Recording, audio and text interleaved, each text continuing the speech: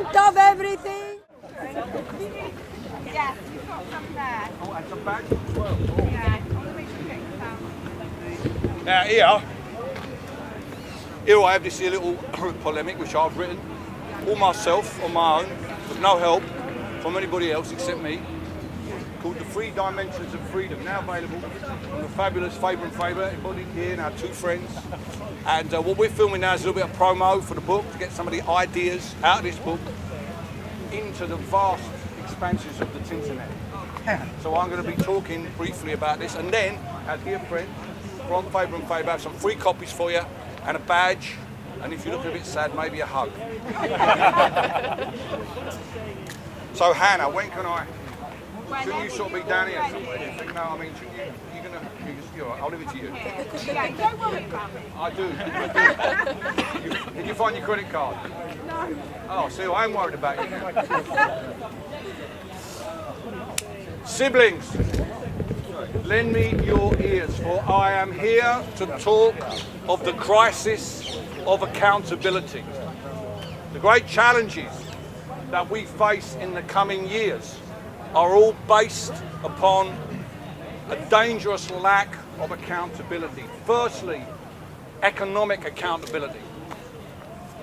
The idea of the last 40 years, the neoliberal experiment, which says not only that the market alone can best decide how to distribute resources around society, but also, when challenged, its leaders say there is no alternative to this idea of free market neoliberalism.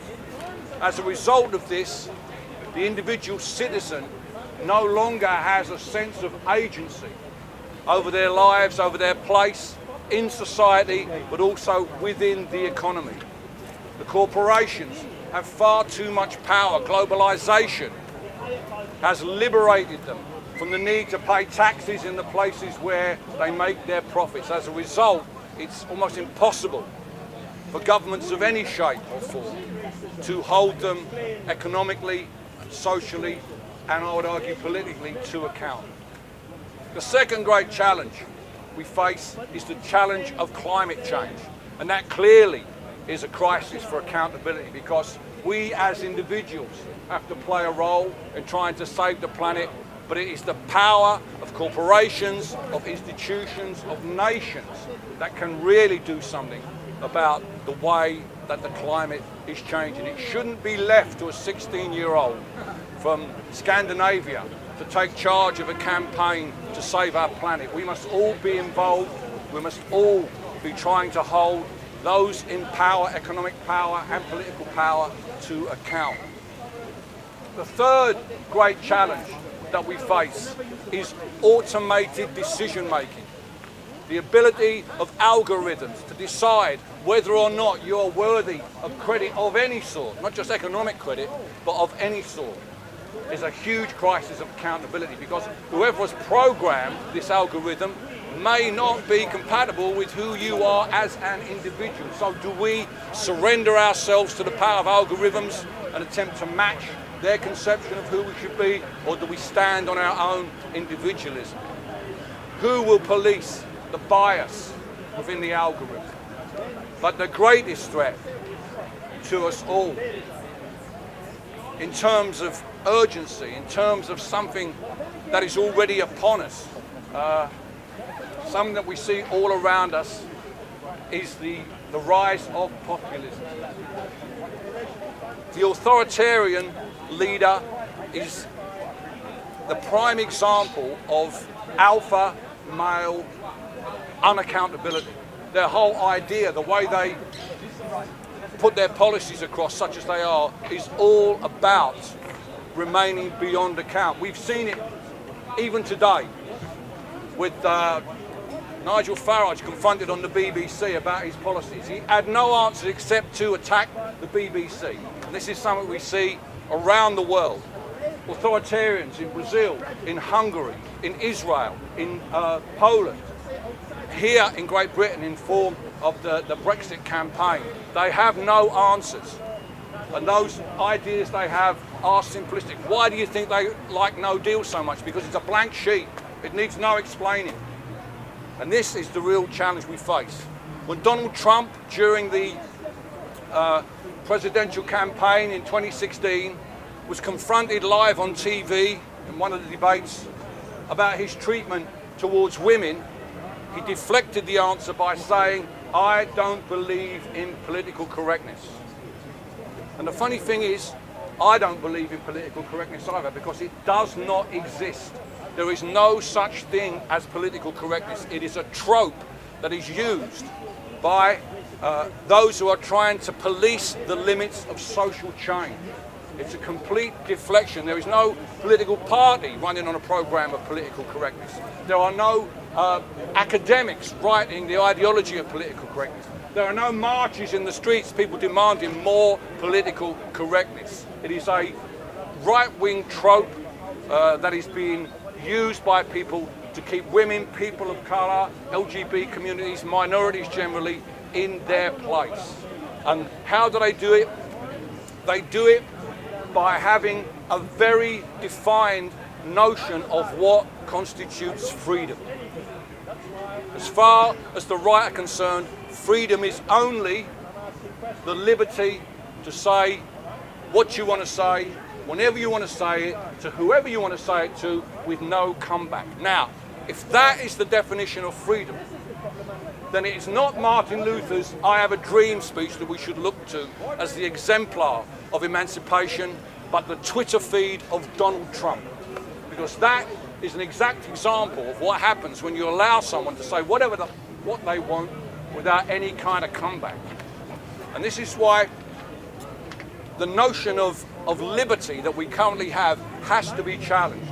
And my book is an attempt to argue that freedom actually is more than just the right to say whatever you want. Freedom is a very a word that can easily be challenged. It doesn't have any single meaning, freedom. You know, we as a metaphor, we often say as free as a bird. But the right of the bird to feed is incompatible with the right of the farmer to grow crops. Who has the liberty in that argument, the bird or the farmer? Well, both. And both feel their liberty is infringed when one comes in to contact in the other in a field of crops. So that idea of liberty, of freedom, is ill-defined and often determined by where you stand in the power structure. So what I'm trying to argue in my book is that we need a more three-dimensional definition of what it means to be free. Yes, liberty, the right to self-expression, that is the absolute foundation of freedom. Of course it is, because it empowers us to express ourselves to the world, and that should never be infringed. However, when you have that right, in order for everybody to be able to express that, you have to reciprocate to every other individual their right to express their point of view. That's equality. Equality is the second dimension of freedom, and it's a reciprocal dimension, and it's crucial because it broadens the scope of freedom beyond just us and what we want. That idea of the unfettered self, that's not freedom. Because when you're in society, you do have responsibilities to others, and one of those responsibilities is respect for their point of view. However, there's another crucial dimension of freedom that is missing, that helps us balance the division between liberty and equality, between the unfettered self and the community. And that principle is accountability. How we hold one another to account and what we say and what we do. And accountability is crucial because as liberty empowers the individual to say what they want to say, and equality, the individual must reciprocate to others, accountability combines these because it's both empowering, it empowers you to hold those in power to account, but it's also reciprocal. You have to make yourself available to be held to account. You have to accept that if your liberty, in expressing your liberty, you say something that people find offensive or worse, abusive, you're going to catch shit for it. And you can't stand back when you are challenged and say, you're infringing my liberty. People who say that don't understand the difference between censorship and consequences. All words, all actions have consequences.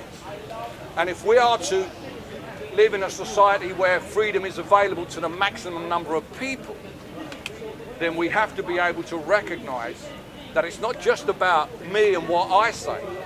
It's about all of us and what we all say and how we come to some agreement about what is acceptable to say and what is not acceptable to say.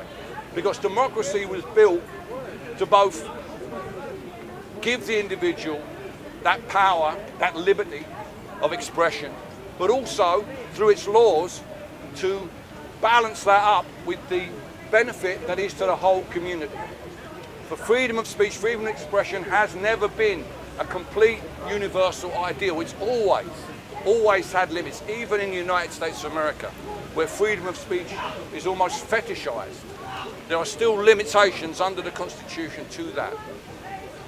And unfortunately, the tide of populism is driven by players, bad faith players, often operating online, who are using freedom of speech as a battering ram to deny the right of expression of minorities, to deny any kind of accountability for what they say, to deny us to be able to find a balance between the rights of the individual and the rights of society.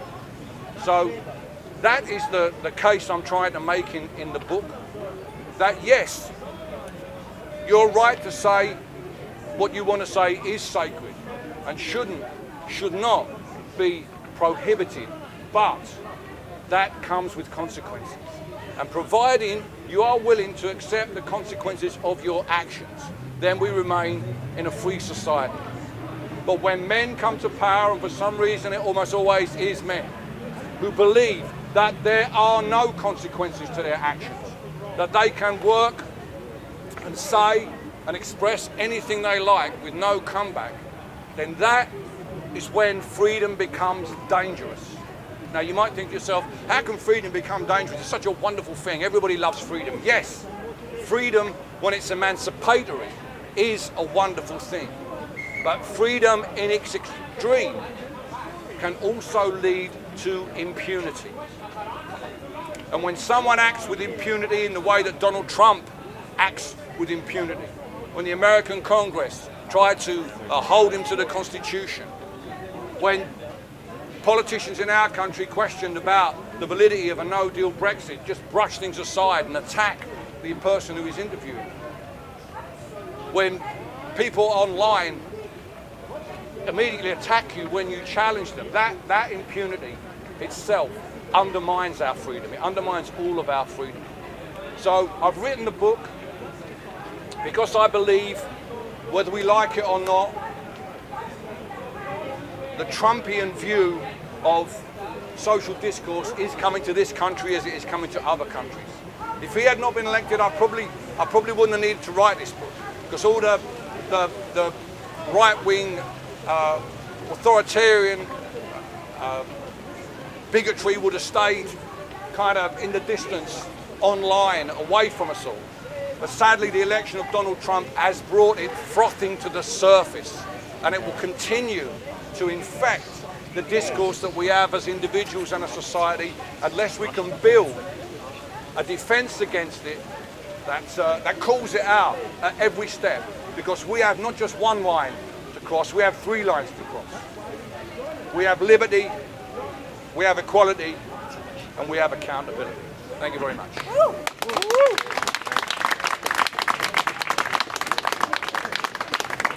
Any questions, mate? Yeah. Yes, I have one. So who decides what can be said and what cannot be said? Well, obviously it's him, isn't it? No. It's him. Yeah. It's freedom as well. Yeah, no. Yes, mate. Yes. Get your hand out your pocket. Hand out your pocket when you're talking to me. I'm not having you doing that. Get your hand out your pocket, fiddling with your balls. Freedom. No, we don't like your freedom. I tell you who does, sir. I tell you who does. Society does. Society does. Okay? More specifically. Well, okay. Well, take. Are you familiar with Danny Baker? No. Okay, he's a radio guy. This week he published a picture on his Twitter feed that some people found offensive, And as a result of that, Stupid. It was a stupid. here's the point, mate. Here's the point. It's not society responded to that, and he ended up, because of the furore, being sacked. So there's accountability in action. When Donald Trump says that he could shoot someone on Fifth Avenue and people would still vote for him, he's not only rejecting accountability, he's rejecting the very idea of society. No, it's not a quid, mate. It's not a quid. No, that's freedom. Bro, calm down. No, freedom is not you heckling. Like, I don't have the freedom to go there and punch Have a look you. at the sign. You can heckle calm here. down. Okay, well, you made your point. Can I answer Yeah, it? yeah, okay. When he says that, he's sending out a message to people. When Trump says he could shoot someone on Fifth Avenue and no one would still get votes, he's not only saying people will still vote for him, he's saying even if I was arrested and tried and convicted, people would still vote for me. He is breaking down any sense of accountability whatsoever. And to some people, that's quite... It's funny. Okay, look, you've made your point. That's your point. You've made it. Okay, Yeah. I'm carrying on explaining your answer. Okay, because you're slanting No, the I'm not answer. slanting. I'm answering. No, I'm your answering. slant of the Mate, answer. wait, well, you've said that again now. Calm So down, calm down, bro. So Calm down. he's trying to justify what he is doing without any recourse to the mores of our societies. He's trying to break through any idea of reason and accountability. And accountability is one of the great Enlightenment ideals. It comes down to us all the way from the 17th and 18th centuries. It's absolutely crucial in the rise of democracy. But democracy, unfortunately, has now failed us because over the past 40 years, it has been captured by the corporations. So it no longer reflects the vote. You know, in this country, in the United States of America, your vote can go in the bin if you don't vote for a winner. We have no proportional representation. So my vote where I live means nothing. The Tories have been in power since 1886. So I have no way of having my vote registered. It goes in the bin. That's not accountability. Mate, you want to say something? Something in the writing of your book. Have you come across a good British philosopher called Isaiah Berlin, who wrote outlining the differences between freedom and license? Freedom he defines as, you say, socially defined, structured in our law. License is what someone gives themselves and they think Yeah. the law, the structure. I have indeed. What we're saying today is a lot of people just giving themselves a license. Yep. Freedom Yeah. to do and say whatever. Well, I think you're absolutely right there, sir. Because if you have the right to free speech and you refuse to accept others' right of equality to challenge you, that is giving yourself license. That's exactly what it says. In fact, I'll go further than that, and I'd say that freedom of expression without equality is nothing but privilege. It's a privilege you have, and you just bat people away. But more dangerously, further down that route, freedom of speech without accountability is the road to authoritarianism. And that's what we've really got to why this isn't a left or right argument. Let me just stress this now. I know a lot of you know that I'm a supporter of the Labour Party, but this is not a left or right argument. This is an argument to give us all the means by which to look at the social discourse in our politics, but also online as well, so that we all of us have a framework in which we can talk about these issues without falling out with each other. That would be nice. I agree with you totally. Isaiah Berlin was a conservative. Yeah, exactly. Look. A couple of points. First, you've just pointed out there freedom of speech is not a left or right issue. Do you also accept that Brexit in no way is a left or right issue? You know many of your colleagues on the left are very solid Brexiteers, as people on the right. So that's my first point. If I can just make a second point. Something you said earlier about Trump and the rise of populism. Are you really suggesting, for example, the people of Hungary voted in their parliament in any way connected to or because of the rise of Trump? No, but what I would suggest is that the cause for the rise of populism is a lack of agency. People no longer feel they have control over their lives. They feel that politics and the economy is done a long way away from them. Sometimes that's a physical distance, sometimes it's a social distance, sometimes it's a class distance. So that lack of agency, and this is what's behind Brexit as well, I believe, and also weirdly behind the election of Jeremy Corbyn as leader of the Labour Party. There's a lack of agency within the Labour Party there, all those years of Blair saying he didn't care what the party said. this lack of agency, I think, is our sort of like modern kind of disease. We all feel a long way from it. So something like Brexit, I would argue, Brexit fractures right down the middle of our politics. It causes a break that's generational, that's cultural, that's through the political parties, and you know, it's a fracture that comes from this lack of agency, which is in turn a result of 40 years of neoliberalism. That would be my argument. Having the political parties on the left and the right cause this lack of Yeah, I'm not agency. saying, I'm not saying it's any one particular party, sir. I mean, Tony Blair was as guilty of promoting neoliberalism as Margaret Thatcher in many ways. I mean, he famously said globalisation being the engine of neoliberalism. He famously said, Blair, that people want to debate whether or not we should have neoliberalism. You might as well debate whether summer should follow spring. I mean, it was just a given. This is going to be good, and there is no alternative. Tina, the monster of Tina, started with Margaret Thatcher, continued by Tony Blair, and in some ways Corbyn is a reaction against that. And in some ways also the weirdo Brexiteers are against globalisation, you know, because they're trying to fight against the idea of no borders. So would you agree that Corbynism is an extreme reaction to We that call it as well? socialism, sir. Give it its name. It's an extreme, though. Whether something goes to the right or to the left in the old terminology, extreme. they're extreme reactions. It's extreme in the nature that it's no longer the idea of a central consensus. That seems to have gone, for better or for worse. It disappeared. One of the problems about that centre was that there was no debate about globalisation. There was no debate about. It's a lurch in a direction. Is it not? It's in both directions. It's in both In directions. terms of Corbyn, it's a lurch in one very No, clear because I think direction. the thing about Corbyn is he's an individual. It's not him. It's us. We who voted for him. We're driving this, not him. He's just a figurehead. He'll be gone in maybe a year or two. I don't know. Whatever. However, we will still be here. Momentum will still be there. And I'm sure the same in the Conservative Party. Those people who are gathering around Boris Johnson. This, unfortunately, is where our politics is going to be. Which is why I wrote this book. But they are lurches to a more extreme position. Mate, I used from a centralist. Let me tell you something. I used to have a lurcher. All right? He didn't look nothing like Boris Johnson. Very good. Okay. You have to remember I do this for a living, so I would like to.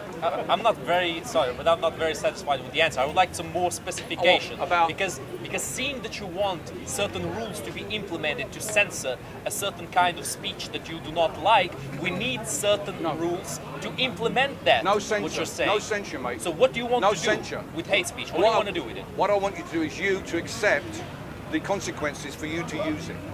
But Which you are? accept, well, whatever they are in your society. I don't know, where are you from?